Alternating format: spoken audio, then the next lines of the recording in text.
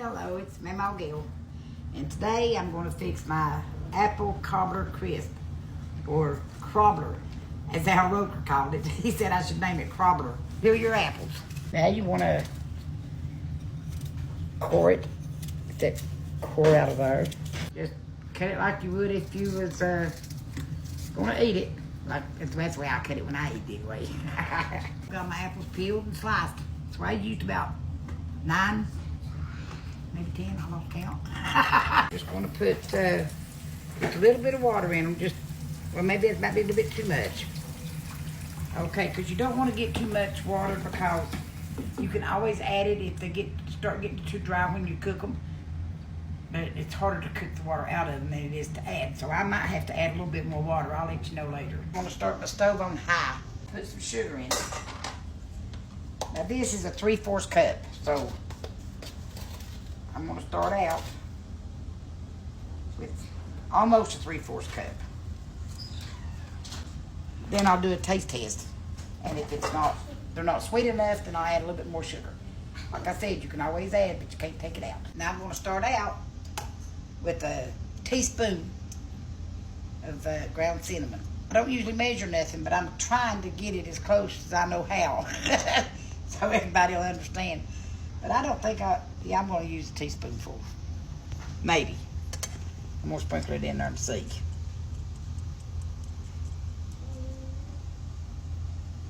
No, I'm going to start out with a half. Now just kind of stir that sugar and cinnamon down in your water and on your apples.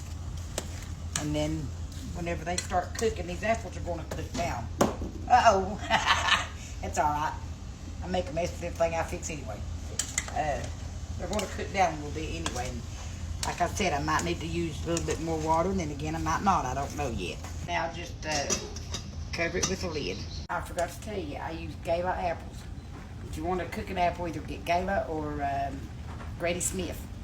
That's your best cooking apples. It's boiling good now. Okay, now I took my lid off. I put it on until it started boiling.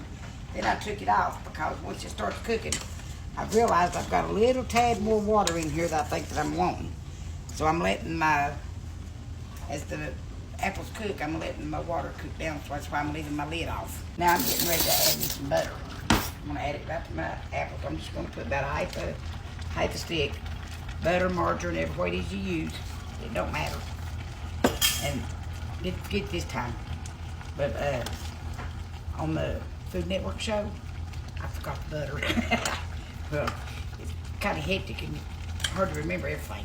Okay, my apples are done. And I want to leave a little bit of water in them, about like that right there. I'm going to do a taste test to see if I've got enough cinnamon and sugar in it. I think I need a little tad more sugar and a little tad more cinnamon. I should have went on ahead and put the 1 teaspoon in to start with. And I'm going to probably use the full 3/4 cups of sugar. Now, I forgot to tell you, cook your apples till they're almost done, but not hardly completely mushed up, because you've got to bake it, and that'll finish cooking your apples. Now I'm going to do another taste test, see if I've got it right this time. That's why you need a taste test, to be honest about it, because fix it to your taste. So that way you know if you've got enough of anything in it. Now just pour it in a 913 dish. I'm going to start off on 400. Now I'm going to make the cobbler part. That is 1 cup of flour and 1 cup of sugar and 1 cup of milk. Stir that up real good. Yeah, this is another recipe I learned from my mommy. She used to make all kinds of cobblers. She'd make apple cobbler, peach cobbler, raspberry, blueberry, blackberry. Ooh, I love blackberry cobbler too. Okay, I stir it real good till I get almost that sugar dissolved in with that flour and milk. Now you want to just pour it over your cobbler, slow like.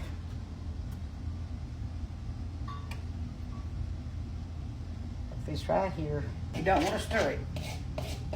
No, do not stir. Now for the crumble that goes on top of it. 1 cup of oats, and that's 1 1/2 cups of brown sugar, a half a stick of melted butter. Just get that all stirred up real good and where it's all dissolved. and it's sort of crumbly. Now I'm gonna just sprinkle this all over the top. This is the oatmeal and the butter and the brown sugar mixture. And for better results, you better put it on a pan, just in case it boils over. It might not, I don't know, but just in case. Ethan's gonna put it in the oven for me. And I know this goes in the bottom. He got it right this time. Push that little pan back in towards you a little bit. This one? Yep, very good. Perfect. Alrighty, he done it. He knowed it went in the bottom this time. Okay, I'm gonna check to see how it's doing. Oh yeah, it looks good. I think I'm gonna bake it a little tad longer. I think it's done. Ethan's gonna get it out for me. Y'all, if you could smell through the phone screen, we need like a Mamaw APPLE Cobbler Crisp candle. Hey, it's a good thought. Yeah. Don't that look good? We'll do a taste test in a little bit. Sprinkle the top with cinnamon sugar. This is what makes it good. My family loves that cinnamon. Now, with a cobbler, you need ice cream. And we done the show, they didn't have ice cream. So I had to whip up some milk right fast to use with it. I told Ethan, I said, go get me the ice cream. Well, come find out there wasn't no ice cream. Now I'm gonna do the taste test. That's pretty good. I especially like the crispy part on the top of it. Now that's how you make my apple cobbler from Food Network. Y'all hungry?